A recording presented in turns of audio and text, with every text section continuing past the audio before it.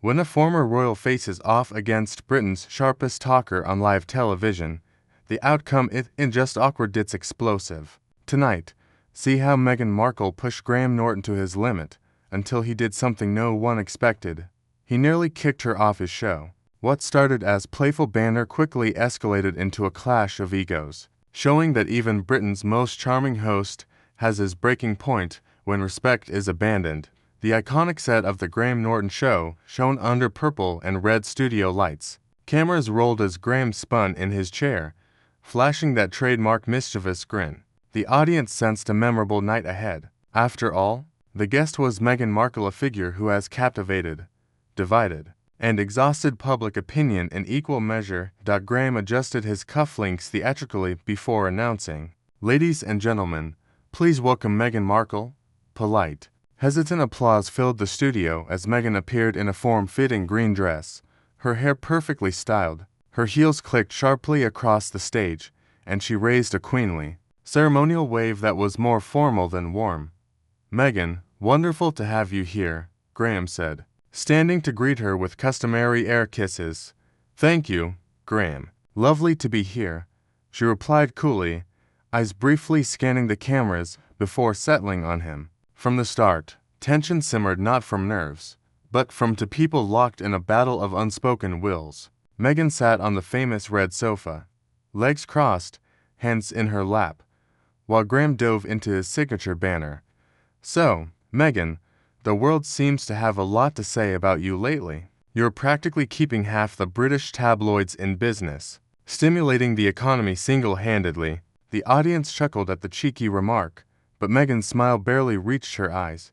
"Well, Graham," she said evenly, "I wouldn't expect you to understand living under constant scrutiny, but I wouldn't call it stimulating the economy, more like feeding vultures." "Oh, good heavens," Graham replied lightly, though his eyebrow twitched. "Feeding vultures? Surely you've given them plenty yourself, interviews, a book, a Netflix series, plenty to chew on." Meghan tilted her head, smirking faintly. "I'm sorry, Graham. Is this your show or theirs? Are you here to interview me? Or just repeat tabloid nonsense?" Nervous laughter rippled through the audience, and Graham's grin tightened. But true to form, he leaned back, hands clasped over his knee. "I assure you, Meghan, these are my questions, though they may be what everyone at home wants to hear." "Well," she said crisply, "perhaps you should ask better questions." With that, the tension rose. Subtle jabs gave way to open hostility as Meghan's composure wavered and Graham's patience frayed. What began as clever banter now felt like a duel in front of millions. Each exchange tightened the studio air as her sharp tongue met his legendary wit. Even Britain's favorite host has limits. Graham sipped from his water glass, eyes narrowing slightly, then set it down. "So, Meghan," he said smoothly, "you've always championed honesty. Do you ever regret leaving the royal family? Or is everything exactly as planned?" Meghan's lips tightened. "Regret? No. I regret trusting people who didn't deserve it. Leaving? Absolutely not." Graham leaned forward. "You say that convincingly, though some might say you've made a career of walking away from obligations." A soft gasp ran through the audience. Meghan's smile vanished. "Excuse me, is this how you treat all your guests, Graham? Or us, me?" "Oh no," he replied, letting his smirk return. "Just the special ones." Meghan laughed, but without warmth. "I suppose you have to provoke someone for good television. Is that it?" The audience tittered, but the laughter faded as Meghan turned sharper. "Graham, for someone who thrives on other people's stories, you're surprisingly bad at listening to them." Graham's eyes flashed. "Oh, I listen fine, Meghan. I just know when a story is performance rather than reality." Clearly, that struck a nerve. Meghan straightened in her seat, her tone hardening. "Performance? Are you suggesting my life is some kind of act?" Graham replied lightly, "You are an actress." Gasps and nervous laughter rippled through the audience. Even the band exchanged uneasy glances as Meghan's cheeks flushed crimson. "You know what?" she shot back, her voice rising just enough to carry. "At least I know who I am. I'm not hiding behind a desk, making snide remarks about others because I'm too afraid to take risks myself."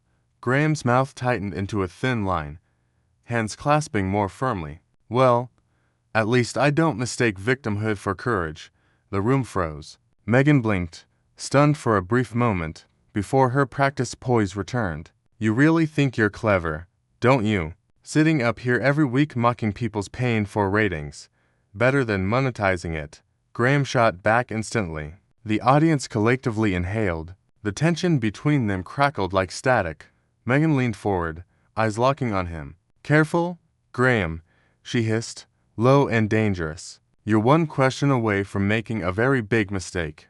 Oh. Graham's voice matched her edge. And what mistake would that be? Asking you what everyone else is already thinking. Meghan's laugh was sharp, humorless. No, Graham. Forgetting that you're not untouchable. Silence fell. The audience shifted in their seats, hesitant even to breathe. Graham leaned back, fingers steepled before his lips, studying her like a chess opponent. Touché, he murmured finally. But let's see how long you can keep this up. The tension was unbearable. Meghan's sharp words had shattered every polite boundary, while Graham's legendary patience began to thin. What started as witty banter had become a full-blown battle of egos, and the cracks were visible. Yet no one anticipated just how far Meghan would push or how Graham would respond. The studio seemed to hold its breath. Meghan sat rigidly on the famous red sofa, arms crossed, eyes flashing. Graham, usually unflappable, now wore a thin line of irritation. Even the audience, expecting laughter and light-hearted gossip, were too tense to cough. Well, Graham began, breaking the silence. At least we can agree on one thing. You're consistent. Consistently combative. Meghan laughed sharply. You're hilarious, Graham. A man who built a career on needling guests thinks I'm combative. How original. Not original, Meghan, he said, raising an eyebrow. Just accurate. She tilted her head, stone-cold sarcasm dripping. Oh, do you get a medal every time you insult a guest? Just enough to make headlines, but not enough to get cancelled. Is that how it works? Gasps and a few nervous chuckles broke through the audience. Graham's lips twitched not into a smile. Don't flatter yourself, Meghan. I've had far more challenging guests than you. Leaning forward, Meghan's voice dropped low, cutting deeper than a shout. I'm sure you have. But tell me, how many of them left this stage wishing they hadn't come? Graham's jaw flexed slightly as he adjusted his cuffs. The ones who confuse accountability with cruelty usually do. For a fleeting moment, Meghan faltered, but she recovered, voice rising. Oh, please. You're not holding anyone accountable. You're just another cynical old man pretending to be relevant by tearing people down. Her words hung like smoke. Even the band fell silent. Graham's gaze hardened. Cynical, he repeated, his tone sharp. You're calling me cynical. Meghan didn't flinch. That's right. Cynical, jaded, bitter. Take your pick. Graham's nostrils flared slightly. Better cynical than sanctimonious. Meghan's cheeks flushed, but a faint, defiant smile appeared. That's cute, Graham. Really? Trying to turn this on me? Is that what you do when you run out of clever insults? Graham shifted, no longer hiding his irritation. Oh, trust me, I've got plenty left. Then Meghan made the remark that changed everything. Her voice now openly mocking, she said, You know, I can see why you've never really made it beyond this sofa. Too scared to do anything real. Too scared to actually create. Easier to sit here safe, sniping at people who've actually risked something. The audience gasped. Graham's eyes narrowed to slits, his usual rosy cheeks drained of color. You think sitting here isn't real? You think what I do has no value? That's rich coming from someone who's turned victimhood into a brand. Meghan's eyes widened, then she laughed. A sharp, cutting sound that even made the cameras hesitate. Oh, there it is. The truth at last. You just can't stand it? I walked away, and I still became bigger than you'll ever be. You think walking away makes you brave? Graham's voice rose, alarm rippling even to the producers at the side of the stage. You think abandoning responsibility, then crying about it, makes you admirable? Meghan stood suddenly, defiant. The audience collectively recoiled. You don't get to talk to me like that, she hissed. You don't know me, Graham. You don't know what I've been through, and you don't know when to stop. he replied evenly. Though his voice carried a chill, both were on their feet now, glaring at each other, the iconic red sofa between them like a battlefield. Meghan crossed her arms and stepped closer. "You're pathetic," she spat. Graham smiled faintly, but it didn't reach his eyes. "And you're finished," the crowd audibly gasped. Even the lighting seemed to dim slightly, as if the studio itself had sensed something irreparable. Meghan's fists clenched at her sides, her voice dropping to a whisper that the microphone still caught. "You'll regret this." "Oh, my dear," Graham replied quietly. "I already do." The tension was suffocating, eyes locked, neither willing to back down. The audience froze. The air was thick. Meghan and Graham stood toe to toe, a battle of pride and wounded egos. Neither would blink first, but even the fiercest storms ended when this one did. It was brutal. Nobody in that studio would forget what happened next. Graham crossed the line from charming host to decisive judge, and Meghan found herself walking out, dignity hanging by a thread. Silence stretched, seeming endless. Meghan's arms remained crossed, gaze unwavering, though her breathing had grown sharp and audible. Graham's hands rested on the red sofa's back, knuckles white, jaw locked. Someone in the audience coughed nervously. "Oh my God," whispered another. Cameras stayed fixed, capturing every flicker of tension. Graham straightened. The mischievous sparkle in his eyes was gone, replaced by something steely and commanding. He adjusted his jacket, smoothed his tie, and spoke, voice cold, clear, devastating. "Meghan," he said formally, "I think we're done here." She blinked, uncertain. "Excuse me." "You heard me," he replied, standing tall. "This conversation stopped being productive about 10 minutes ago. And as much as I adore spirited debate," he let the words hang, then added, "I can't allow my show to become your personal therapy session." The audience gasped. Meghan's lips parted. For the first time all night, she looked genuinely caught off guard. "You're kicking me off your show?" she asked. Incredulous, Graham's mouth quirked upward, but there was no warmth. "Let's call it bringing the curtain down early for the sake of everyone here." Producers exchanged frantic glances, but no one moved. Meghan's hands dropped to her sides, curling into fists. "You don't get to dismiss me like some." Her voice trembled. "Some forgettable guest." Graham cut her off with a raised hand. "Oh my dear, I'm not dismissing you because you're forgettable. I'm dismissing you because you're unforgettable for all the wrong reasons." The audience audibly gasped. Some covered their mouths. Others whispered. A few even clapped, then quickly stopped themselves. Meghan stood frozen, eyes glassy but still blazing with fury. "You'll regret this," she whispered.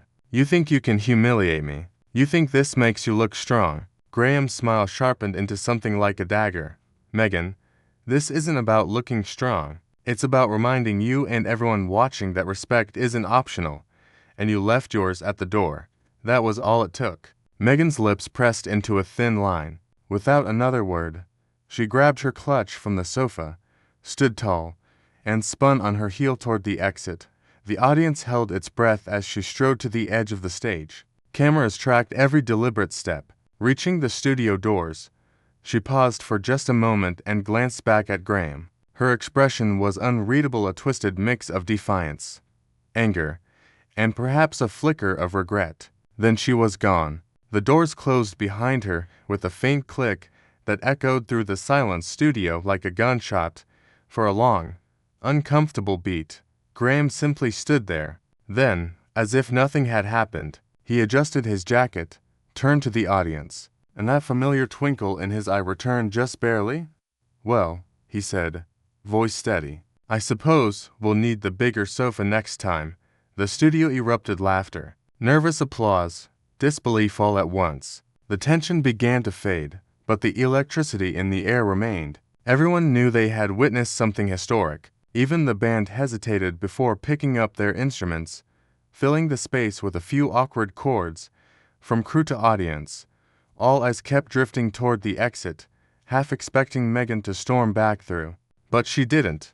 As the cameras cut away, Graham let out a slow breath. His shoulders relaxed slightly, but his gaze remained hard. He had weathered the storm, but not without leaving scars, and Meghan, somewhere beyond those studio doors, her heels clicked furiously against the corridor floor. She was already rewriting the narrative, plotting her next move. One thing was certain. She wouldn't forget this night, and neither would anyone else. What did you think of this unforgettable clash between Meghan Markle and Graham Norton? Did Graham go too far?